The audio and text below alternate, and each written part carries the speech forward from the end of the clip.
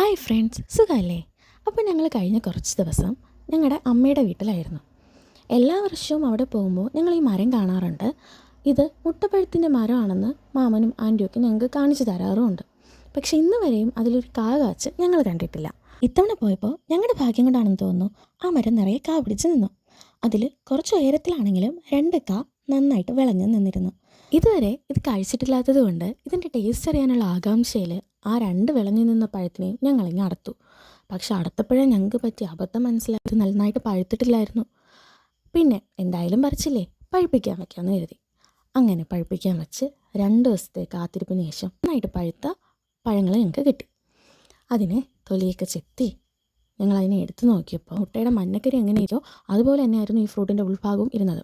പക്ഷേ ഇതിനകത്തൊരു സീഡ് ഉണ്ട്. എന്തോ ഞാൻ മുറിച്ച എൻ്റെ ഫ്രൂട്ടിനകത്ത് ഒരു സീഡും ഉണ്ടായിരുന്നില്ല. പക്ഷെ എന്താണെന്ന് അറിഞ്ഞൂടാ, എനിക്കിതിൻ്റെ ടേസ്റ്റ് ഇഷ്ടമായില്ല. ഇതിന് പറയത്തക്ക ഒരു പ്രത്യേക ടേസ്റ്റും എനിക്ക് ഫീൽ ചെയ്തില്ല എന്നുള്ളതാണ് സത്യം.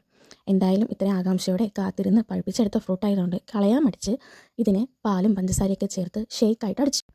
ആ ഷേക്ക് സൂപ്പറായിരുന്നു. അങ്ങനെ ജ്യൂസായിട്ടൊക്കെ അടിച്ചു കുടിക്കാനാണെങ്കിൽ ഈ ഫ്രൂട്ട് ബെറ്ററാണ് കേട്ടോ.